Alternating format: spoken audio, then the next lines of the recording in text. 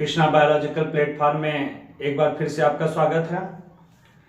पिछले लेक्चर में हमने आवृतबीजी पौधों में निषेचन की क्रिया विधि को पढ़ा था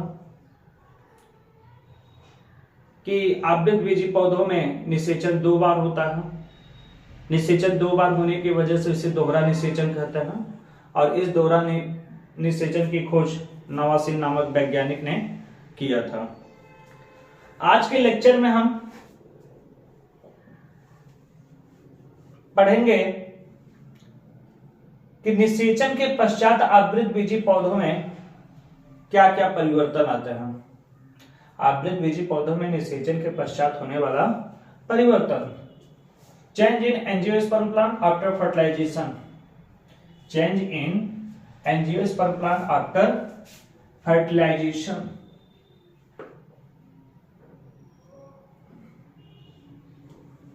change in angiosperm plant after fertilisation.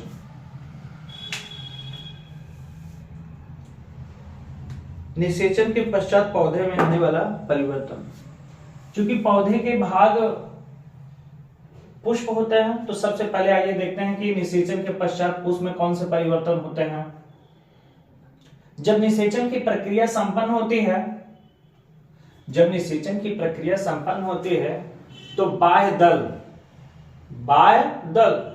अच्छा बाह्य दल के समूह को क्या बोला जाता है? बाह्य दल पुंज प्राय गिर जाते हैं, कभी कभी फल के साथ चीर लग्न होते हैं, अर्थात फलों के विकास में क्या होता है? सहायता प्रदान करता है। दलपुंज, दल के समूह को दलपुंज कहते हैं, जो कि रंग बिरंगी पंखुड़ियां होती हैं।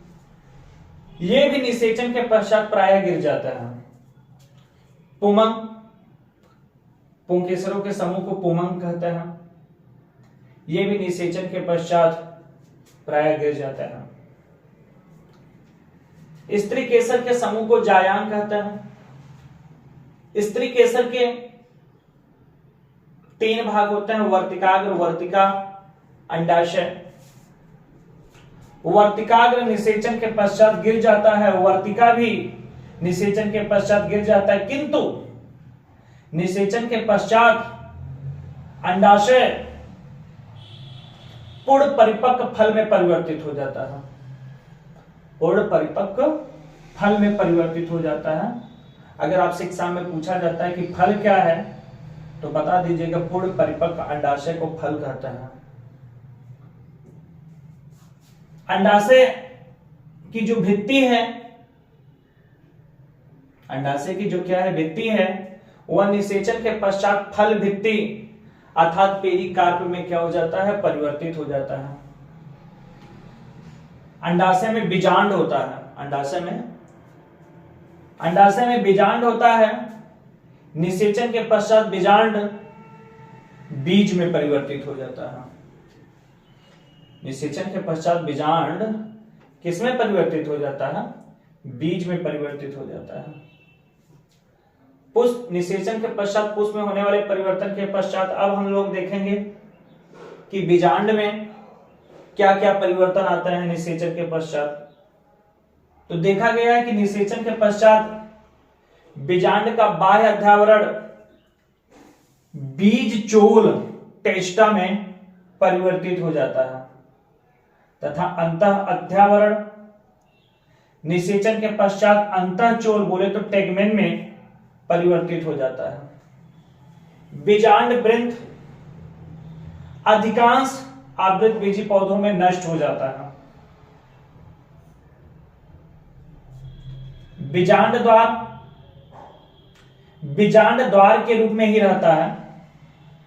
निषेचन के पश्चात बीजांड द्वार के रूप में ही रहता है, जिसमें से होकर जल आदि प्रवेश करते हैं, जो कि बीजों के अंकुरण में सहायता प्रदान करता है। कुछ पौधों में, सभी पौधों में नहीं, कुछ पौधों में बीजांड काय परिभ्रूणपोष पेरिस्पर्म में परिवर्तित हो जाता है। ये एग्जाम में पूछा गया है। परिभ्रूणपोष किसे कहते हैं?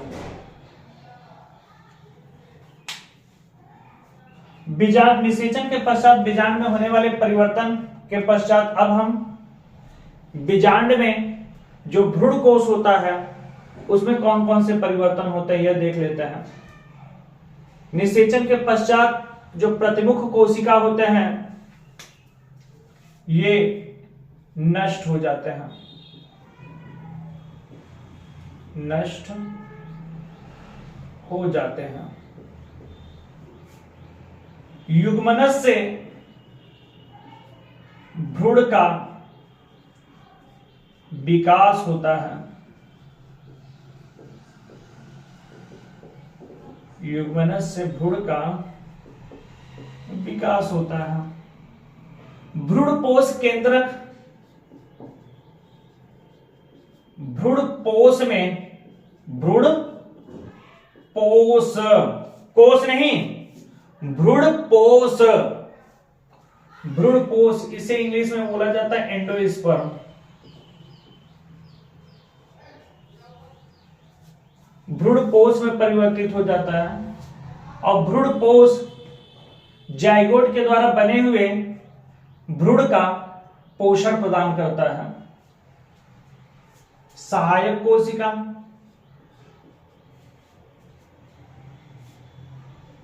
नष्ट हो जाते हैं।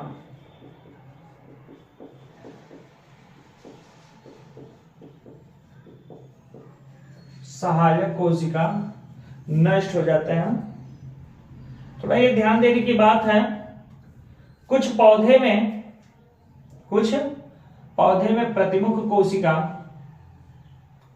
कुछ पौधे में प्रतिमुख कोशिका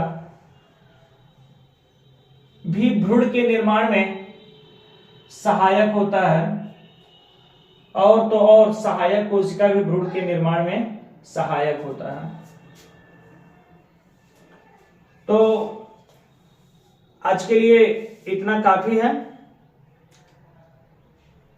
कल हम एक महत्वपूर्ण लेक्चर के साथ फिर मिलेंगे। इजाजत दीजिए और अपने अध्ययन को कंटिन्यू रखिए।